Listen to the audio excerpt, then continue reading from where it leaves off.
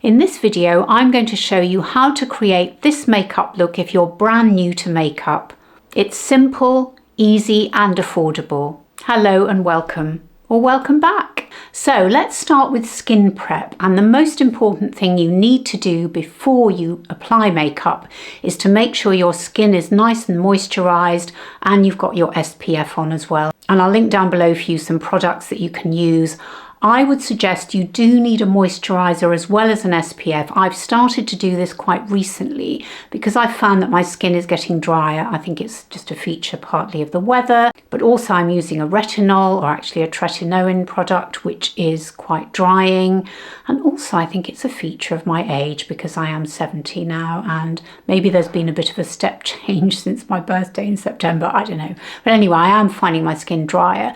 So I think it's really important before you think of going anywhere near makeup is to make sure that your skin is well moisturized, well hydrated, and you've got your SPF on as well. Now, the first product that I'm going to suggest you use, and we are talking about mature skin here, not everybody needs this, but I suggest that as we age, a primer, which is something you wear under your foundation, is really important. So this is the product that I've been really enjoying. It's the E.L.F. Poreless Putty Liquid Primer. So it's not the one that you may have come across in a jar, which I didn't really get on with. I think this is a much better product for mature skins. So that's what we're going to apply first. So I'm just going to take a little bit. I always find it easier because I'm quite cat-handed and tend to over-apply things. It's always a good idea to put it on the back of your hand because then you can pick it up and just apply it where you think you need it. Now, I've got quite bad texture. Actually, that's not enough. I've gone a bit too minimalist there. Let's put a bit more on. Now, I've got quite visible pores. My skin is a bit pitted. It's got quite visible texture. And so a primer is going to help prepare that, smooth it over, so that when I apply the foundation, it's going to look smoother rather than immediately sink into any pits that might be visible in my skin. And the other thing I like about it is I've found that my concealer goes on so much better if I apply a primer under my eyes as well. So all in all, I think a primer is, it's not essential, but I think if you are new to makeup and you want to make it look flawless and you want to make it worth applying if you haven't been applying it before, I think it's a really good idea. And I tell you what, my skin feels amazingly velvety after putting this primer on. Feels gorgeously soft. So there, we'll let that sink in for a sec. And before we apply the foundation, this is not a necessity, but again, I think it's quite a useful product to apply. And this is an eye primer by Wet n Wild. And because my lids are oily, despite me having normal to slightly dry skin at the moment, I think having an eye primer is a really good idea. We are going to powder it afterwards, so you can't just apply primer and then hope that your eyelash, and then hope that your eyeshadow is going to stay put. It won't. Well, it doesn't in my case anyway, but I think applying an eye primer, and this is very reasonably priced, is a good idea. This one's tinted. I know people talk about having discoloured eyelids. I must admit, it doesn't really bother me because once you've got an eyeshadow on, I don't think it shows up. But I do think having an eye primer on can be a real help. And I want this video to be comprehensive. Let's go through all the products and I'll tell you which ones are non-negotiable and which aren't. Now, this is not a non-negotiable. It's a negotiable. But I do think it's a good idea. Again, my eyelids are feeling nice and velvety. There we are. So that's on the eyelids now. So that's going to be a good preparation for eyeshadow application in a moment, but we're not quite there yet. Right, let's go on to foundation. And we're going to be using the E.L.F. Soft Glam Foundation, which I think I have in the shade 25N. Now I'm going to leave all the details of all the products I use down below in the description box and also in a pinned comment right underneath the video, so you'll be able to see the products at a glance. Now, I did a dedicated video on this, which I'll also link down below for you, and I have found this foundation to be fantastic. In fact, one of the people that sort of persuaded me to buy it on YouTube was Gemma of Pampered Wolf's mum, because she swore by it and said it had displaced her very expensive, I think, Clé de Peau foundation. So what we're going to do is just shake it a little bit. And then I'm going to put it on the back of my hand like I did with the primer. And then we'll just dot it like this. We've got a bit more if we need it. Now, I'm not going to suggest many tools in this video at all. I think we can use our fingers, but we will also be using a damp beauty sponge. Now, this one I think is by E.L.F, very reasonably priced. Again, will be linked down below for you. And what I've done is I've run it under the tap, given it a really good squeeze, and then I've squeezed it out with a towel as well, but it is still damp. Now, what you could do is you could apply the foundation with the damp sponge, but I think we're better off using our fingers first and then blending it out with the sponge. So that's what we're going to do. So we're just going to gently smooth this over our skin, just to get it onto our skin. And then actually I'll just pick up the residue on the sponge and we'll just pat it on like this.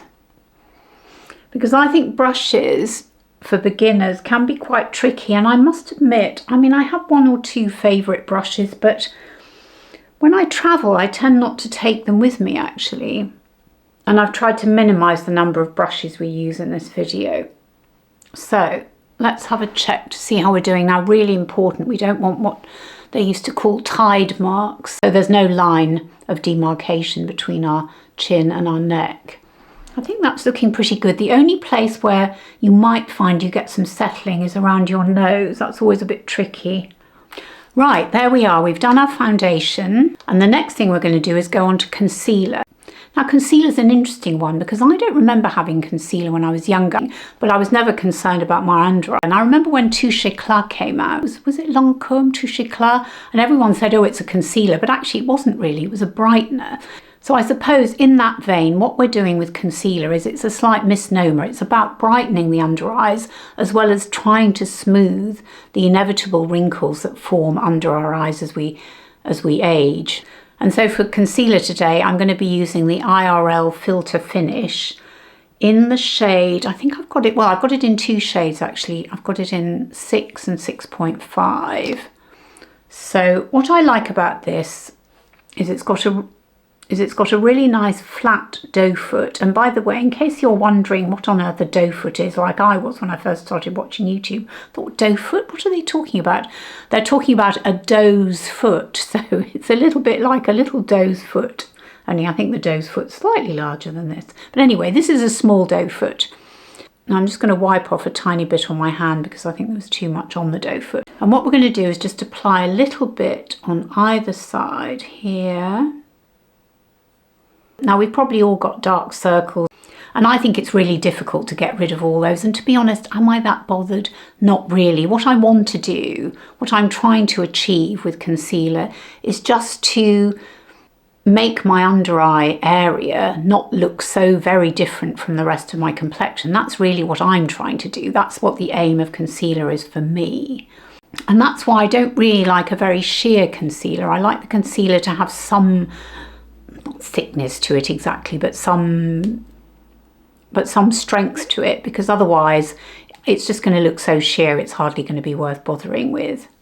So let's gently move this down the under eye a little bit, and then we're going to get our sponge in a sec. Let's just do that just very gently. Now, a lot of makeup artists and women on YouTube use brushes. I can't really get on with a brush under my eyes, I must say, and I've got some really lovely brushes, but I find it very difficult to apply concealer with a brush, and I always have to go in with a sponge anyway. So let's just cut to the chase in my view and just use a sponge, and it doesn't really matter how big it is. You can just use the same sponge to blend your concealer out like that.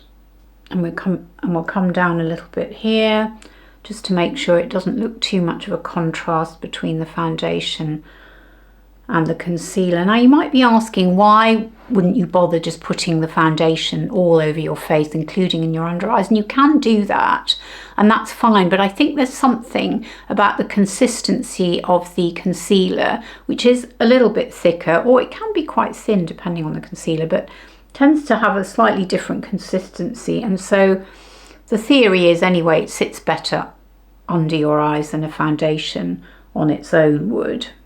And actually a lot of people do use concealer as a foundation, if you like, and they use it all over their faces.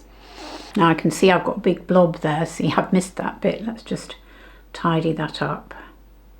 I do have to use my magnifying mirror because I do need reading glasses, and also I've got one eye for reading and one for distance because I had laser eye surgery about 12 years ago, and it's great, but it does mean makeup application sometimes needs the addition of my glasses as well, just to make sure I haven't got any rogue bits that I've missed.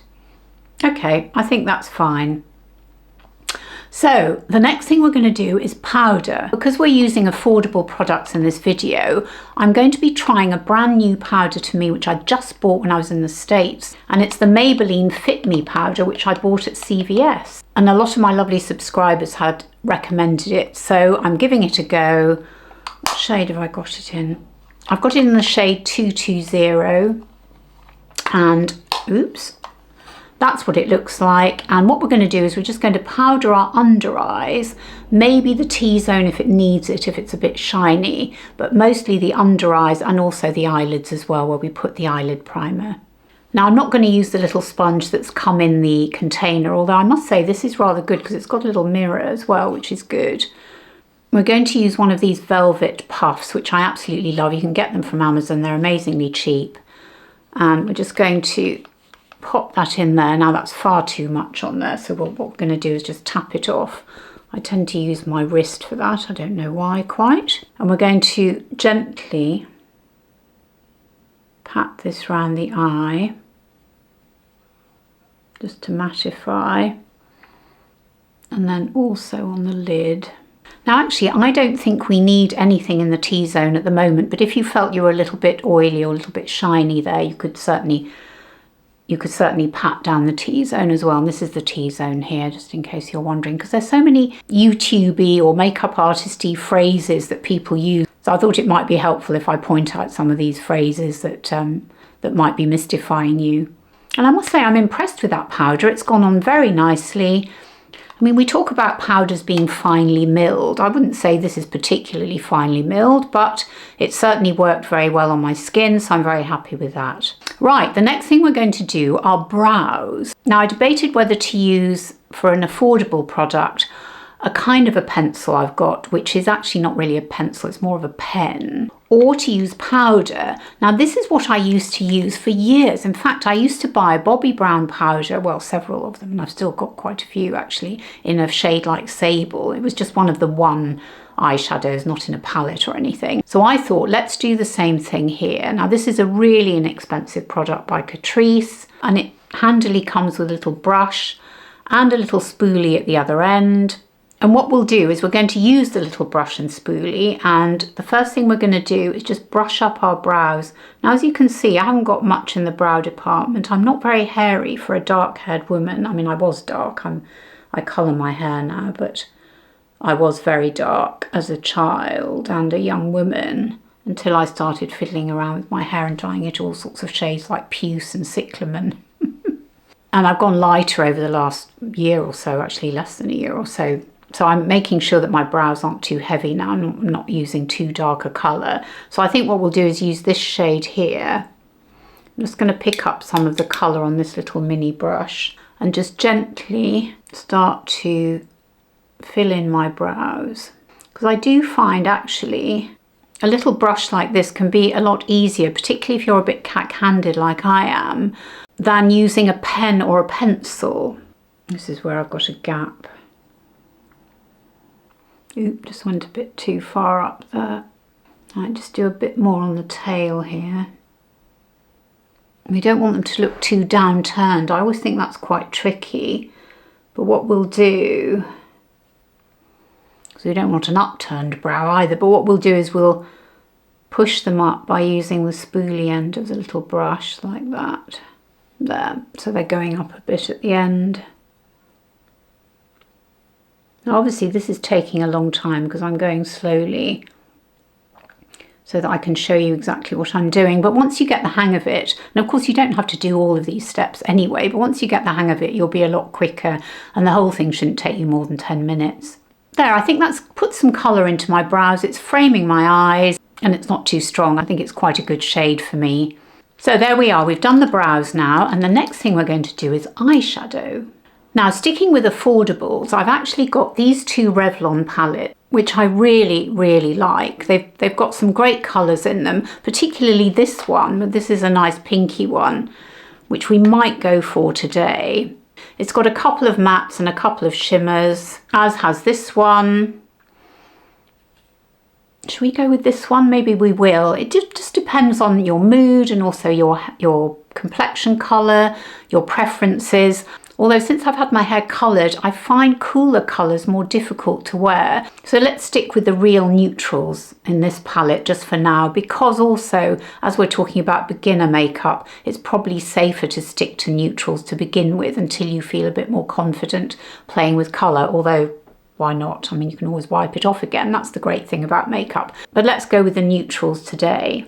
And what I'm going to suggest is we're just going to use one colour, because trying to do more than one colour at this stage, if you're a beginner, I think can be really tricky. And even now, I'm not always convinced that I get it right when I start to use more than one colour on my eyelid. Because after all, although I've got a fair amount of lid showing as I talk to you now, as you can see, they're terribly crinkled and wrinkled. And when I start to fiddle around putting colour at the edges of my eyes, it's really tricky. So let's not go there today. Let's just do a simple one and done. And what people mean by one and done is one eyeshadow on the lid. So that's what we're going to do. And we're not going to use a brush. We're just going to use our finger. And I'm going to dip it into this shade here. Now this isn't matte. This has got a shimmer to it. And I think that's absolutely fine. I know a lot of people talk about you shouldn't wear shimmery eyeshadows on your lids after 50 or whatever. I don't know where that came from. No idea at all. But we're going to ignore that anyway, and we're going to apply the eyeshadow on our lid like so. And I think that if you use your pinky, you've got a lot more control over where it goes. You can always have a cotton bud handy, which I have got in case we start to go over where we want to go. But we are going to come up a little bit into the crease, and this is our crease here. For some reason or other, people call this the mobile lid. I suppose it's because it moves more than this part of the lid, but you can actually move that bit of the lid as well, so I don't really know why. Again, it's one of those beauty terms that no one outside of YouTube really uses. There, I think that's fine. So let's do the other lid now. Got that on our finger. We'll just do the left-hand lid now. Probably should have used my left finger, but I am right-handed, so I do find it easier to use my right hand. Okay, I can see I haven't got quite enough blended upwards into the crease here, so let me just get a bit more, just a tiny bit more. I don't want to overdo it, but it just means that it's nicely blended and it doesn't look too stark from eyelid or from mobile lid to crease, so to speak. Okay, eyeshadow's done. See, that wasn't too difficult, was it? Now, the next stage for a lot of people would be to curl their eyelashes. Now, I don't need to do that. In fact, I haven't been doing it for a few years now because I have what's called a lash lift. I'll leave the details down below for you. What it is I go to a salon every 3 months or so and they apply a solution to my lashes, comb them up, and it's a bit like having a perm on your lashes, and it means that they're lifted, because if I didn't have that, my eyelashes are like stalactites. They almost fall downwards and they're very sparse as well. So having the lash lift means that I don't have to worry about using eyelash curlers, and even when I used to use them, after half an hour they'd have dropped down again. They were hopeless. But I will show you how to use eyelash curlers anyway, just in case you want to get some. I can't remember where these are from. I have a feeling they might be the very expensive Refa eyelash curlers, but there are plenty out there. I'm not really sure that one eyelash curler brand is better than another. But let me just show you what you do, just in case you're nervous about it, and I can imagine why you would be. So what you're going to be doing is placing this part on your mobile lid, as we've just talked about, and then you're going to capture your lashes in this little gap here, which you're going to do using these little pincers, little pincer movement you're going to be making. If you lower your eye a bit, put this on the edge of your lashes and then slowly bring this up like that, and then squeeze together, and then you can take it away. Now with a bit of luck your lashes will curl. Mine might curl for a second or two, but then they drop. Anyway, that's how to use eyelash curlers if you need them. But if you don't need them, I would suggest the next thing to do is either apply mascara, or if you want really full, thick lashes, use an eyelash primer first. Now this is by L'Oreal. It's the Lash Paradise eyelash primer, and I think it's absolutely fantastic. I really, really love it. So that's what we're going to use today. And don't be put off by the fact that it's white, because that will disappear. Actually, let's make sure that we take off a little bit of the product because we don't want to overdo. Okay, and then we're just going to apply this as we would mascara on our lashes, like so, just to coat them. That's what we're doing, just coating them with the lash primer. There we are. Let's do the other side. So that's the lash primer, but like I say, this isn't a step that you need to do. If you don't want to, you can just go straight to the mascara. And for mascara, I'm going to use the Maybelline Sky High, which is one of my absolute faves. This is a brand new one because I'd run out. It's got a really nice rubbery brush. It's quite pliable, and you'll see when I apply it how easy it is. It's very, very light. It's not like a traditional bristle brush, as it were, mascara at all, but it's no less effective for that. So you can just gently brush up your lashes. I mean, look how quickly, and I think it's partly to do with the primer, how long and rather va-va-voom they look. Now, as this is newly opened, it won't be quite as fab first off. Mascaras tend to take a couple of weeks, I think, of use to really get going, but you get the idea. Well, I can see I've just got a little blob there, which I'm going to tidy up. Now, you might be wondering why I haven't talked about eyeliner. I must admit that lately I haven't been wearing eyeliner quite as much, and also I don't think it's an absolute must-have, because if you've got really va-va-voom lashes, which I think you'll agree these are, and you've got a decent colour eyeshadow on your eye, so it's not too pale, and we've gone darkish here, but not too dark, then we've given our eyes some pop, I think. We've made them look a little bit more alive without looking overly made up, and I think that's really what the effect is that we want here. We want to look like we've made an effort, but we don't want to look overly made up. And I think if we'd added eyeliner, it can look a bit harsh at times, it depends. But for beginner friendly makeup, I think all you need is a one and done eyeshadow and some mascara. Now, we could talk about bronzer before we apply blusher, but I don't think we will. I was going to apply it, but I think actually it can be quite confusing. And also, I don't think it's an absolute must-have, a bronzer. Again, it's a fairly recent, maybe 20, 30 years old product. I don't think we used to have bronzers back in the 60s. I don't remember bronzers then, although do correct me if I'm wrong. But I think a blusher is really, really important. And actually, you know what? You can use a blusher on your eyelids as well, just as you could with a bronzer, actually. So let's just go with blusher today. Let's ignore bronzer. And we're going to be using this E.L.F. blusher. Now, I don't think this shade is available anymore, but they do have very similar shades. I think this is called Always Preppy, but you will find something to suit you. And of course, it depends on your skin colour anyway, but they do have lots of nice shades, and there's no shimmer in this, although we will be talking about shimmer in a moment. Now, in the spirit of trying to stick to affordable products, I'm going to be using this Real Techniques brush, which is actually quite small. I haven't used it for a while, but I think it's quite good because In the past, when I've applied blusher, I've always been cack-handed. I've put far too much on, then I have to blend it out, and it's just a bit of a waste of time, really. So I am wasted product. So what I try to do now is when I use a brush, first of all, I try to hold it further down the handle. I used to hold it really close to the end of the brush, but now I try to hold it further back because that's going to make the application a little bit lighter and softer. We can always build it up if we need to, but let's start with the minimalist approach. So we've got our brush and we're just going to swirl it around, swirl and pat into the blush, and we're just going to gently apply it. What we're going to do actually as well is we're not going to come down into the apples of our cheeks. We're going to try and stick to, and I hope I haven't already gone over it, a line, an imaginary line between our iris and our cheek. So actually no, do you know what, that's too far over. Let's try and stick to this line here. So we're trying not to go further down the cheek than here. Okay, that's what we're going to do. Let's just pat it to begin with. And then what we'll do is we will blend it out with another brush.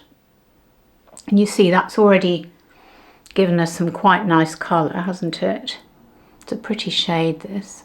Lovely. And then we're going to use this Sephora Kabuki brush. I bought this a good few years ago, and I think Sephora products are pretty well priced, and in fact I think they've got a sale on in the US at the moment. Let's just shear this out gently while trying to stick to this imaginary line here, like so, just to give us a nice flush of blush. Now, before we get on to lips, I'm going to add in a product that I just thought about this morning actually. It is definitely not a must-have, but I think for women, particularly in our 60s and 70s, it is a really lovely product to have, particularly if we're going out in the evening. And that is a highlighter. Now, I've only got liquid highlighters. I don't actually have any powder highlighters at all, not even a high-end one. So I'm going to suggest we use a tiny bit of the E.L.F. Halo Glow. Now, like I say, you don't have to do this at all, but just because we're playing with makeup and it's beginner-friendly makeup, let's give it a go. Now, talking of doe foots as we were, this is an absolutely massive doe foot. It's about 4 times the size as the other ones. So what we're going to do is we're just going to use our pinky, like that, and we're going to do a bit of judicious dotting. So we're just going to go here like that. That's all we're going to do, just to be on the safe side. I don't want to go over the top. And then we're going to get our trusty sponge again, which is still nice and moist, and we're just going to pat this gently like that. We're just going to give a little tiny bit of a glow just below our under eye, like that. Now, I hope that's showing up on camera, but trust me, it really does make a difference. And in fact, I was watching something last night, I can't remember what it was now, but I was watching someone on the TV, and I think it was a mature woman. And you could see that she has, oh, I know what it was on Strictly It Takes Two. That's right, I was watching Strictly It Takes Two, which is a UK programme which goes out every night during the week when Strictly Come Dancing is on, which is our equivalent of Dancing with the Stars in other countries. And whoever it was, she had some highlighter on. It looked really lovely. Of course, I noticed it because I notice these things now. And I thought it really helped to enhance her complexion. So that's partly why I've added it today, but it really is not a must-have. It's only a nice to have. Right, we're coming to lips now, and the first thing we're going to do is use a lip pencil. Now again, a lip pencil is not a non-negotiable. You could live without it, but I do think it's helpful, particularly as our lips thin as we age, to have a kind of guide.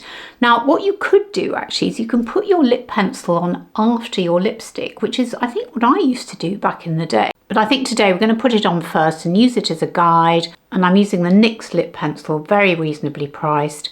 And it's in a nice neutral shade, which I think is ideal for us older women. And we're just going to apply it around the edge of our lips. Now I've got 3 lipsticks we could try, and I'm going to show them all to you just in case you're interested in them. We've got an actual lipstick, we've got a liquid lipstick, and we've got a lip plumper, and they are all affordable, although the lip plumper is probably the priciest of the 3. So let me show them all to you just because you might be interested in them. And the idea is we're going to try and keep our lip colour not too strong because we've gone quite big on the eyes. We've got a darkish shade and we've made our eyes pop, so we don't want to be too heavy on the lips. So let's go with this one first, which I've forgotten the shade name now, but it's a Revolution lipstick and it's in their satin range. So let's go with this first.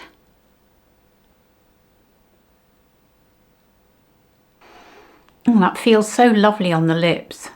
And it's non-fragranced, as all the products are that I talk about in this video, by the way, because I'm allergic to fragrance. And that is something to be aware of as we get older. You might find that your skin is a little bit sensitive to certain fragrances, and it is just something to bear in mind when you're buying cosmetics. So that's the Revolution Satin lipstick. This is the Wet n Wild. This is my absolute go-to lipstick. This is the one I keep in my handbag because I know it's just going to go with everything. It's got a little doe foot. Amazing how many times we're mentioning the word doe foot today, isn't it? And I think this is the cheapest of the 3 that I'm going to show you. And this, because it's a liquid lipstick, it has more staying power. And I love how neutral that is.